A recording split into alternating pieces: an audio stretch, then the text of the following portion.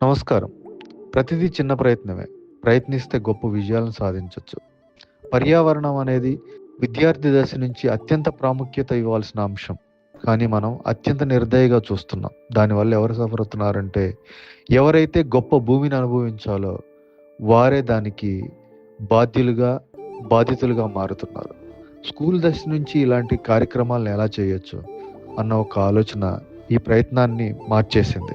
ఏంటంటే, మేము ఒక 4 నెలలు చేసిన రీసెర్చ్ ప్రకారం దాదాపు ఒక అబ్బాయి గాని, అమ్మాయి గాని, ఒక విద్యార్థి 40 పెన్నుల వరకు సంవత్సరంలో ఉపయోగిస్తున్నారు. అదే 1000 మంది ఉంటే దాదాపు 40,000 పెన్నులు.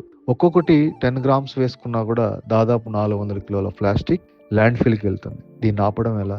విద్యార్థుల్లో ఆ చైతన్యం రేకెత్తించి, వాళ్ళలో ఆలోచన రేకెత్తించడం ఎలా? ఈ ప్లాస్టిక్ అనేది భూమికే శత్రువు కాదు, మన భవిష్యత్తుకు కూడా శత్రువని వాళ్ళల్లో పశు హృదయాల్లో మార్పు తీసుకురావడం ఎలా? అందుకోసమే తయారు చేసిందే యూజ్డ్ పెన్ డ్రాప్ బాక్స్. మన ఇంట్లోకి వచ్చే చాలా కార్డ్‌బోర్డ్‌లు వేస్ట్‌గా పడేస్తాం. ఇవి చెట్ల నుంచి వచ్చాయి కదా! మళ్ళీ భూమిలోకే వేస్ట్‌గా వెళ్ళకుండా దాన్ని మనం 4 వైపులా స్టిక్కరింగ్ చేసి లేదా అంటించి ఒక చిన్న హోల్ పెడితే అందులో పెన్స్ అన్నీ వేయొచ్చు. ఇప్పుడు ల్యాండ్ ఫిల్‌కెళ్ళి భూమిని నింపే, భూమి గర్భంలో కలపకుండా సంవత్సరాల తరబడి ఉండే పెన్స్‌ని అన్నిటిని మనం రీసైకిల్‌కి పంపించొచ్చు. అదే ప్రయత్నం విద్యార్థుల మనసుల్లో ఒక గొప్ప నాందిగా నాటి చాలా మందిలో మార్పు తీసుకొచ్చింది. ప్లాస్టిక్ అనేది భూమికే కాదు, మనకు కూడా శత్రువు అనే ఆలోచన రేకెత్తించడానికి ఓ ప్రయత్నం అయింది. అదే యూజ్డ్ పెన్ డ్రాప్ బాక్స్.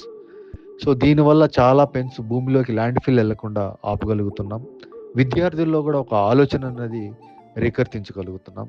దాని ద్వారా కూడా మనం ఏం చేస్తున్నాం అంటే, పేపర్ పెన్స్‌ను తయారు చేయించడం, అందులో వారికి సీడ్స్ పెట్టించడం, పర్యావరణం పైన ఒక మక్కువ, ఆసక్తి, ఆరాధం, దైవత్వాన్ని మనం ప్రబోధించుతున్నాం.